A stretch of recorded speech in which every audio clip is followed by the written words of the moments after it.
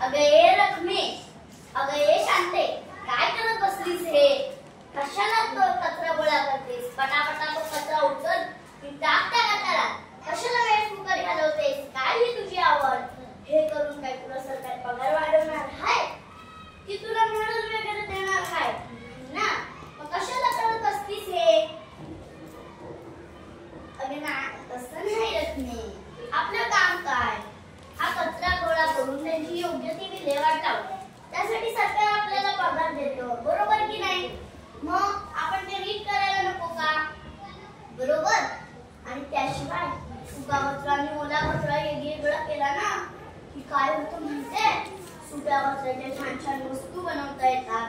ओला कचरा कुजवून झाडांसाठी खत बनवता येतं. एवढे उपयोग आहेत. मग आपण ओला कचरा आणि सुका कचरा वेगवेगळा केला पाहिजे. शिवाय आपण हे सगळं करतो त्यासाठी सरकार आपल्याला पगार देतो, बरोबर की नाही? मग आपण ते नीट करायला हवं. बरं तू हे काय ते कर, मी चालले त्या रस्त्याला.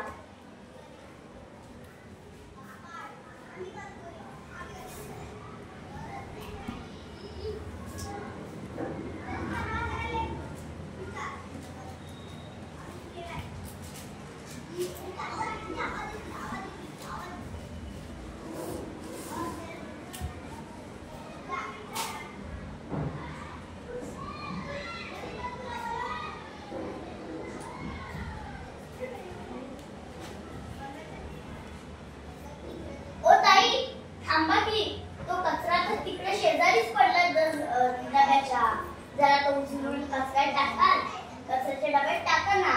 आम्ही ते दिवसभर काम करतो, जरा मदत होऊन जाईल. तू मला शिकवायचं नाही हा. तू कचरेवाली आहेस, तुझ्या लायकीत बोल. अहो तसं नाही ताई. आम्ही दिवसभर इथे काम करतो, दमतो ना, तर तुमची जरा मदत झाली असती.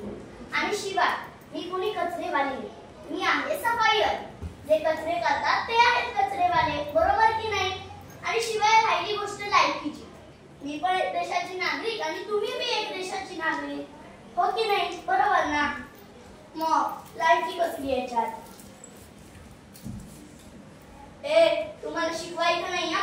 माझ्या बाळाला बरं नाहीये, मी त्याला दवाखान्यात घेऊन जाते. माझ्या मध्ये मध्ये बोलू नकोस. अहो तसं नाही, राहू दे. मी पण ना तुमच्याशी कशाला वाद घालत असते. ते सोडा, बाळाला काय झालं आहे?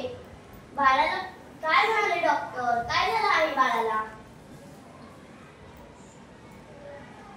डॉक्टर म्हणाले बाळाला मलेरिया नावाचा रोग झाला आहे.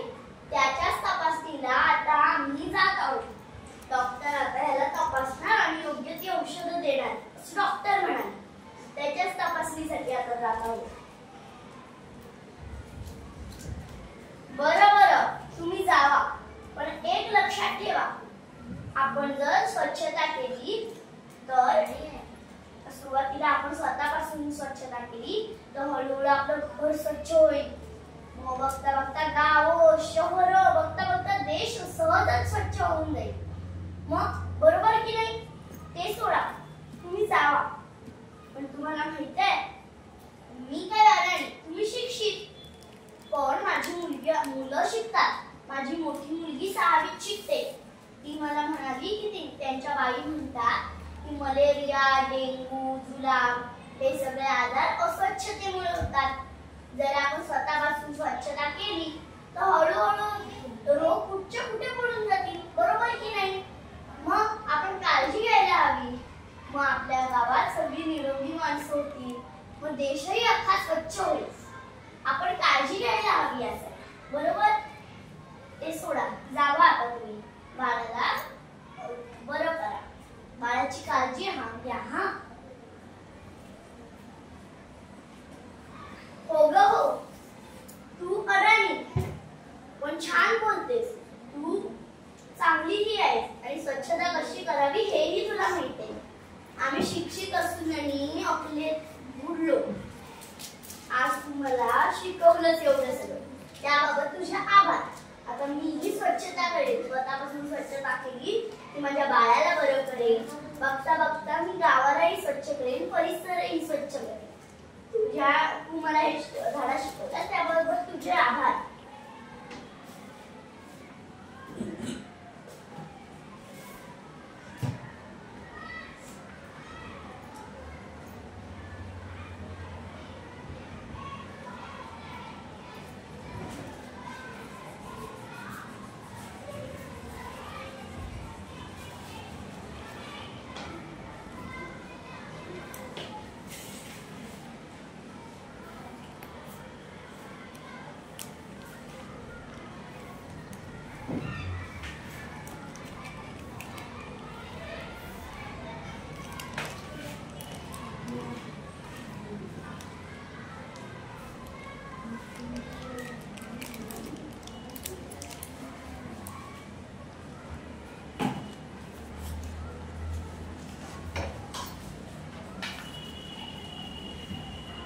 बघितलात मित्रांनो, या छोट्याशा प्रसंगावरून आपल्याला जरा तरी स्वच्छतेचे महत्त्व कळते.